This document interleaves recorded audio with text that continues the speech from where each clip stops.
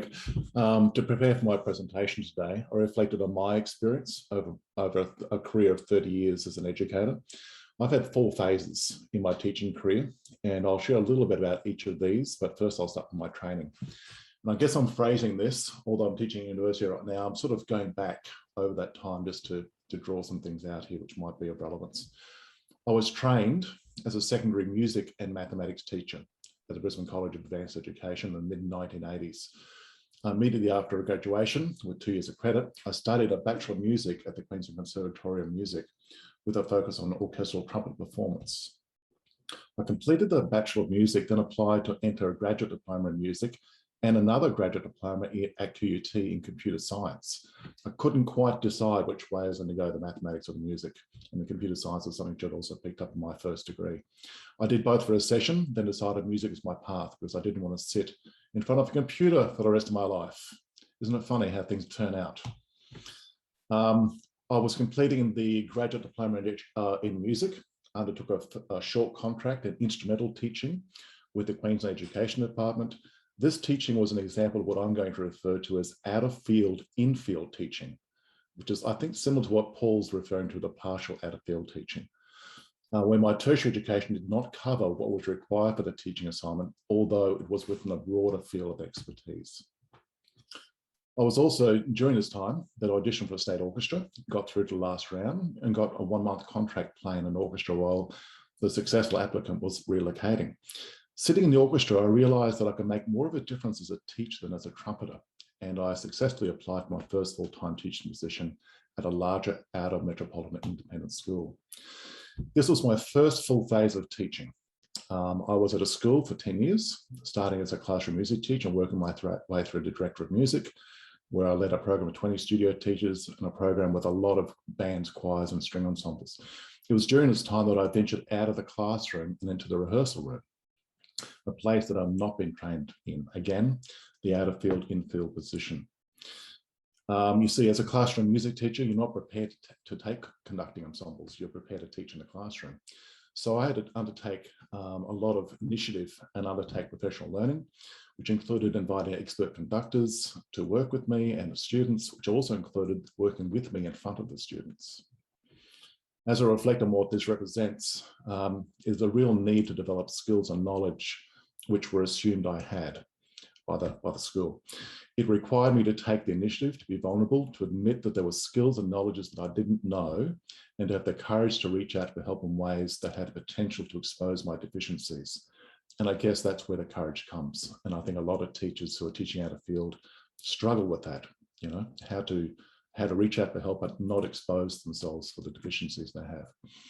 It was this process of developing ensemble directing skills, which included attending numerous professional learning events nationally and internationally, and being involved in professional associations, that led to taking a 1-year study leave to the USA.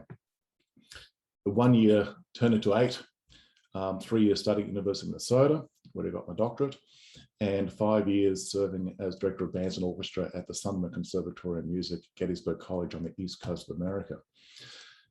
It was here that I had another range of, many actually, out of field, in-field experiences, including being the director of a 100-piece marching band, American marching band. With my Australian background, I found that a real challenge.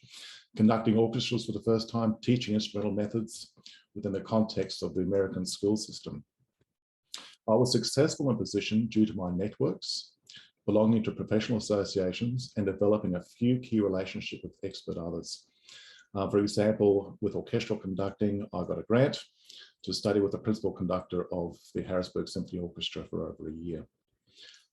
After this time in the USA, my partner and our 2 very young children at that time came back to Australia, where I taught in an independent school in the areas of music and mathematics. I taught in a school for 10 years, and this was the 3rd phase of my teaching. It was quite some time since I taught mathematics, and while qualified to teach it, I definitely felt that for the first few years of teaching mathematics, I was teaching it out of field. The comparison between the lived experience of teaching out of field mathematics with the in-field teaching of music at the same time, going from one to the other within the day and from period to period, was something I experienced, obviously on a daily basis. The mathematics classes I took were from year 7 to year 11. and was streamed, with my classes usually being the lower achievement groups. So they often had many gaps in their mathematical conceptual knowledge, which they had not learned in earlier grades. This generated a tension between the grid of what needed to be covered against the need to step back and really help these students with filling the gaps in their conceptual knowledge. It was a real struggle to manage this tension, with the grid being the dominant force, and literally was a grid. Do this lesson, this, and the assessments are here, and you really couldn't step off that trajectory. And obviously in those first few years as an out-of-field teacher of math, well, feeling I was, even though I was qualified, it took me, quite some time to get my head around exactly how to manage that. At the same time, I was teaching music classes in year 8 to 12. My experience teaching music was quite different because of my fluency in teaching music was such necessary tangents that needed to be taken during class, as I discovered what gaps there were and what students knew and what they needed to maybe refresh or to relearn. I was able to meet that really easily with the numerous teaching pedagogies from my experience and expertise.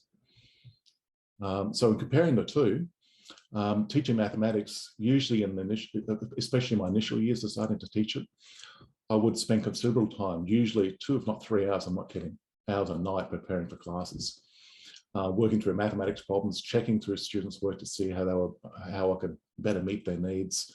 I mean, they were actually uploading things to OneNote. I shared OneNote class, could actually see how they're progressing. I really took it seriously because as initially getting into the teaching of mathematics after such a long break, I just felt I just had to do that. Whereas for teaching music, I spend nowhere near as much time preparing for classes. Sometimes planning would come down to short lessons, with an overview of 5 or so bullet points, making sure that the class resources were ready to go and I was good to go. It was a different type of preparation. It was more of what I was going to do rather than how and why, as I could trust that these elements would come as part of my interaction with the students. There was no grid, rather a fluid learning path for the students. The feeling of teaching mathematics, particularly in the first few years, was one of mild insecurity, which I addressed through preparation, consulting with trusted colleagues, and dealing with some imposter syndrome, and at times feeling that I wasn't doing a great job. In contrast, the feeling of teaching music was a sense of assuredness, confidence, ease, and joy. In the mid 2018, my 10th year at that school, I was successful in my application for a lecturing position at the Faculty of Education at Southern Cross University. In this position, in addition to being the acting chair of discipline for initial teacher education, I'm unit assessor and lecturer for music and mathematics education units.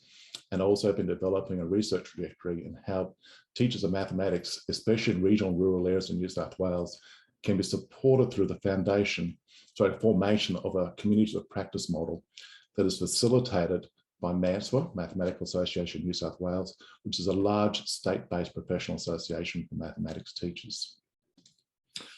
I'm also developing a similar trajectory in support of instrumental music teachers in regional rural areas of Queensland, again through the support of a professional association, in this case, ABOTA Queensland, which is the Australian Band and Orchestra Directors Association, which is a much smaller state-based professional association, which is mainly for instrumental teachers.